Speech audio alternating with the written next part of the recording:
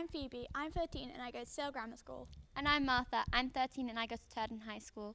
We're both really excited to be speaking to Inkheart author Cornelia Funke today, whose novel has been adapted into a new play at home. So welcome Cornelia and thanks for speaking to us today. Thank you so much, and I'm equally excited to meet you both. What inspired you to write Inkheart?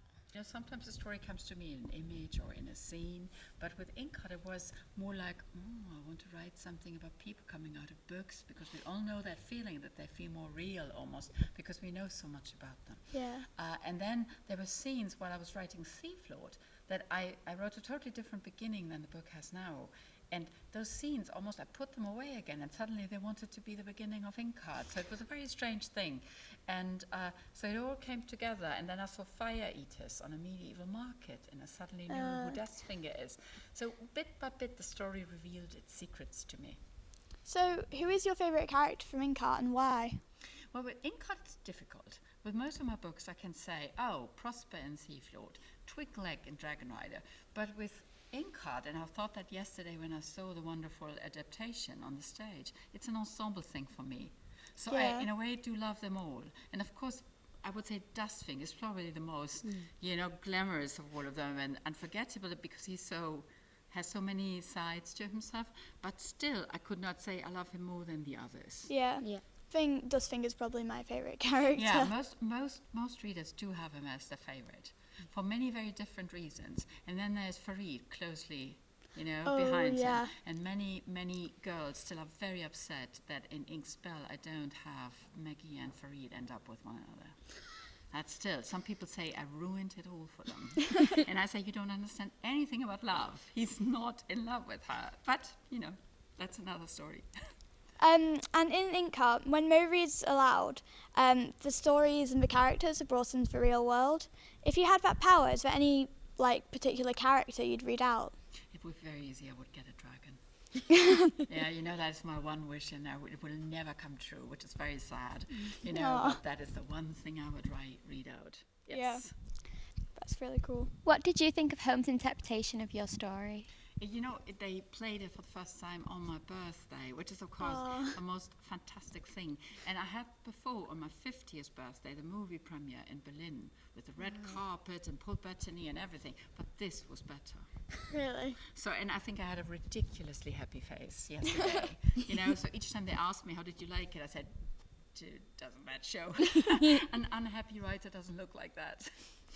How did you feel about Maggie being played by an adult in the play and not by a child? That was so amazing. I've seen that in Germany, because, mostly children are not allowed to do the hours, or there are many reasons to cast a grown-up. Yeah. I still think sometimes they should try with children, but in this case, my heavens, I have no idea how she does it. But she played a child, and you did believe she's a child. And the tenderness between her and Mo, I have never seen it that touching. And so they got that. And the actor who plays Mo said to me, well, I'm a young father. He just had a child. So I think that made it very easy for both of them. Yeah. Inkheart's been translated into many languages. I know that. So what do you think it is about the story that means that children all over the world like it? Well, the interesting thing is, when I wrote it, I thought, that's just for a few book addicts like myself. Where there's this secret sect of people who are book eaters, and they will just read it, but I have to do it. And then suddenly this turned into this big thing that even readers, people who'd never read a book, loved the story, which I always found fascinating, and it was a complete surprise for me. So I still find it quite surprising that the book, became so popular, because it's quite a nerdy book in many ways, right? Yeah. And that so many people love it show that it's really not true that people are not reading. What tips would you give to a young and aspiring writers? Well, as many children ask me that question, but now I know an answer. So first of all, always have a pen with you. And a pen that also writes on skin, because you may not have paper. And the ideas come at the wrong places and at the wrong time. And they disappear before you're home. So write them down. That's my first advice. Because you will stand at home and think, I had this glorious idea when I was walking back from school. Where is it? And it will be gone. So write it down. The second one is write your first draft, and you will not think, oh my God, she's so old. That's why she says it. Don't write it on a computer. Get yourself a beautiful notebook, one that you really love, that you love to touch. make it big, like an A4 Yeah. format, and then you decorate it, with letters, with pictures, with glitter, with whatever you want to do. And you get a notebook for every single story you want to write. Don't put them all in one notebook. Not good. So you get a notebook that can be expensive, but do it. And then you write on the, on the binding what it is about. You do the decoration just for that story. Let's say you write about Manchester in 1840 and all the fairy tales are alive, okay? So you write the title on the binding. You do the decoration with old photos, with everything you find. And then you start, and you always use the right page only. And the left page is for your corrections. Or any things that you further, you imagine, you remember, you want to, do differently. And you will be so surprised. It's much more playful than on a computer. Because when you sit down at a computer, it all looks like, okay, this is it. It looks already like printed. And you forget that a story starts with a play. You have to first, and I heard from many young writers that they started doing it, and I'm very happy with it.